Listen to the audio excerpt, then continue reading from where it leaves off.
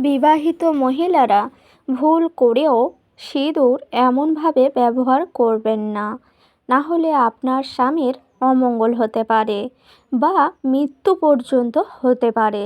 হ্যাঁ বন্ধুরা, ঠিকই শুনেছেন।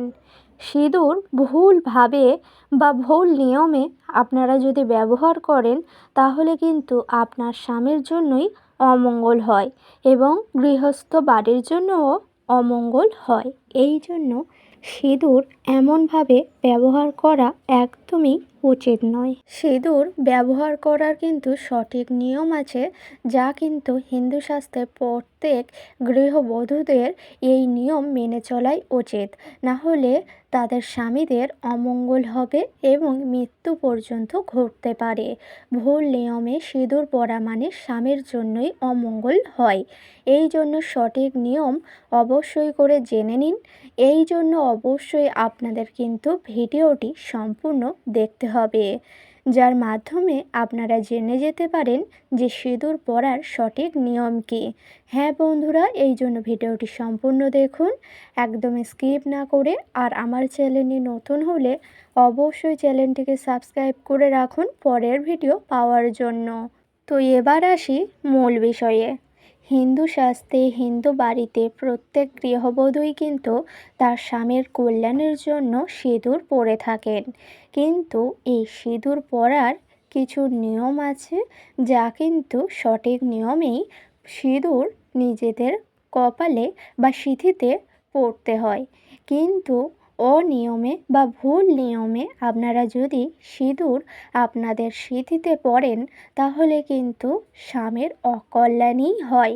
এই জন্য সঠিক নিয়মে সিঁদুর পরা অত্যন্ত জরুরি। মা লক্ষ্মীও সন্তুষ্ট হয়। যে সকল গৃহস্থ বাড়িতে হিন্দু শাস্ত্রে মহিলারা যারা সিঁদুর পরেন, তারা কিন্তু সঠিক নিয়মে যদি সিঁদুর পরেন, তাহলেই কিন্তু মা লক্ষ্মী সন্তুষ্ট হন। তার কারণ হচ্ছে যে এই সকল বাড়িতে নিয়মবিধি মেনে চলা হয়, সঠিক নিয়মে সমস্ত কাজ করা হয়, সেই সকল গৃহেতেই কিন্তু মা লক্ষ্মী থাকেন। এই জন্য সঠিক নিয়ম সব ক্ষেত্রেই বা সর্ব কাজেই করা উচিত। তার সাথে সাথেই সর্বশ্রেষ্ঠ কাজ সেটি হচ্ছে মহিলারা সিঁদুর পরেন প্রত্যেকেই, কিন্তু সেটি হচ্ছে স্বামীর মঙ্গলের জন্য। আপনারা যদি ভুল নিয়মে সিঁদুর পরেন, তাহলে কিন্তু তা আপনার স্বামীর জন্যই অমঙ্গল ডেকে আসবে। এই জন্য অবশ্যই স্বামীর মঙ্গলের জন্য সঠিক নিয়মেই সিঁদুর পরা বা সিঁদুর ব্যবহার করার সঠিক নিয়ম আছে, যা আপনারা মেনে চলবেন। হ্যাঁ বন্ধুরা, ঠিকই শুনেছেন। সিঁদুর অবশ্যই করে সঠিক নিয়মেই পরা উচিত। সঠিক নিয়মে না যদি আপনারা সিঁদুর ব্যবহার করেন, তাহলে কিন্তু সংসারের জন্য আয় উন্নতিও আসবে না। তার কারণ হচ্ছে আপনার স্বামী যদি না সুস্থ থাকে, স্বামীর মঙ্গল না যদি হয়, তাহলে কিন্তু সংসারের জন্যও মঙ্গল হয় না। আর্থিক উন্নতির দিক থেকেও উন্নতি আসে না। এই জন্য স্বামীর কল্যাণের জন্য অবশ্যই সঠিক নিয়মে সিঁদুর পরা অত্যন্ত জরুরি এবং সংসারের জন্যই মঙ্গলময়। এই জন্য আর্থিক উন্নতির জন্য, সৌভাগ্য সংসারে রাখার জন্য অবশ্যই করে কিছু বিশেষ নিয়ম আছে, তা কিন্তু সিঁদুর পরার সময় মেনে চলতে হবে। দেখবেন তারপরেই কিন্তু সংসারে আয় উন্নতিও হবে, আপনার স্বামীর দীর্ঘ আয়ুও হবে। এই জন্য অবশ্যই সঠিক নিয়মে সিঁদুর পরা অত্যন্তই জরুরি বলেই মনে করা হচ্ছে, যা স্বামীর মঙ্গলময়ই হয়। তো তার সাথে সাথে বলি বন্ধুরা, সিঁদুর তো পরার নিয়ম আছে সঠিকভাবে, তা কিন্তু এই ভিডিওর মাধ্যমে জানাবো। এবং তার সাথে সাথে বলি বন্ধুরা, স্বামীর মঙ্গলের জন্য, বাড়ির মঙ্গলের জন্য গৃহস্থ বধূদের যেই কাজগুলি করলে সংসারে মঙ্গলময় হয়, সেই কাজগুলি আপনারা কিন্তু প্রতিদিনই মেনে চলবেন। যেমন গৃহস্থ বধূদের অবশ্যই করে তাড়াতাড়ি ঘুম থেকে উঠে যাওয়া, অর্থাৎ সূর্যোদয় হওয়ার সাথে সাথে গৃহস্থ বধূরা যদি ঘুম থেকে উঠে যায় এবং সূর্যদেবকে প্রণাম করে বাড়ির সমস্ত কাজকর্ম সকাল সকাল সেরে সমস্ত বাসি কাজ সারার পরে, তারপরেই কিন্তু চান সেরে যদি সকালের নিত্য পূজা, অর্থাৎ বাড়ির পূজা যদি সম্পূর্ণ করে নিতে পারেন, বাড়িতে যদি পূজা আরাধনা সকাল সকাল করা হয়, তাহলেই কিন্তু সেই সকল গৃহেতেই মা লক্ষ্মী আসেন এবং আয়োন্নতিও আসে।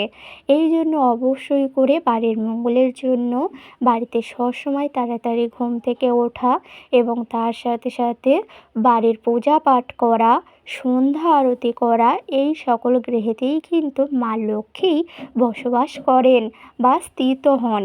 এই জন্য এই কাজগুলি গৃহস্থ বধূরা যদি করতে পারেন প্রতিদিন, তাহলে সংসারের জন্যই মঙ্গলময় হয়। এবং বিশেষ করে খেয়াল রাখবেন বাড়ির তুলসীতলা এবং বাড়ির সদর দরজা। বাড়ির গৃহস্থ বধূরা অবশ্যই করেই হয়তো ঘর বাড়ি পরিষ্কার পরিচ্ছন্ন করে রাখেন, কিন্তু তার মধ্যে সবথেকে গুরুত্বপূর্ণ যেই স্থানটি হলো সেটি হচ্ছে বাড়ির সদর দরজা। বাড়ির সদর দরজা কেন পরিষ্কার রাখবেন? তার কারণ হলো বাড়ির সদর দরজায় দিয়েই কিন্তু মা লক্ষ্মী গৃহেতে আসেন। এই জন্য বাড়ির সদর দরজা সবসময় পরিষ্কার পরিচ্ছন্ন করে রাখবেন, যার ফলে মা লক্ষ্মী আপনার গৃহেতে আসেন এবং সৌভাগ্য আপনার সংসারেই বয়ে আসে।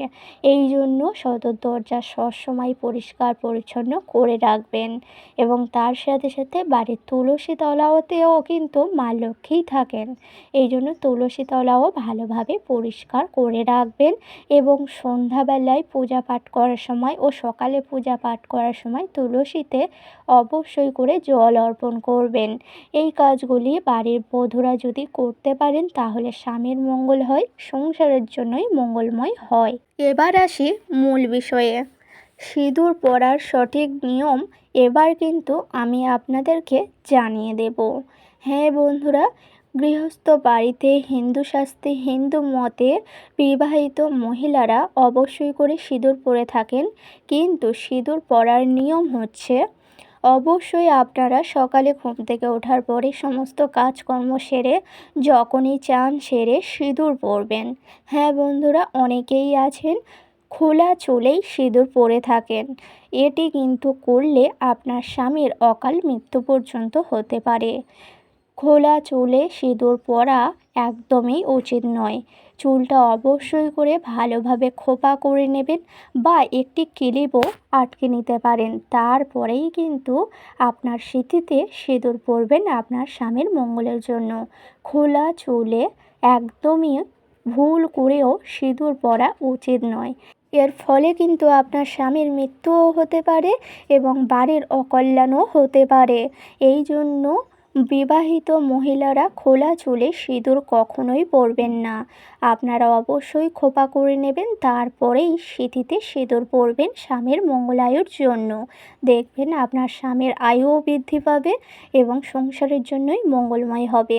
তো বন্ধুরা, আশা করছি বোঝাতে পারলাম।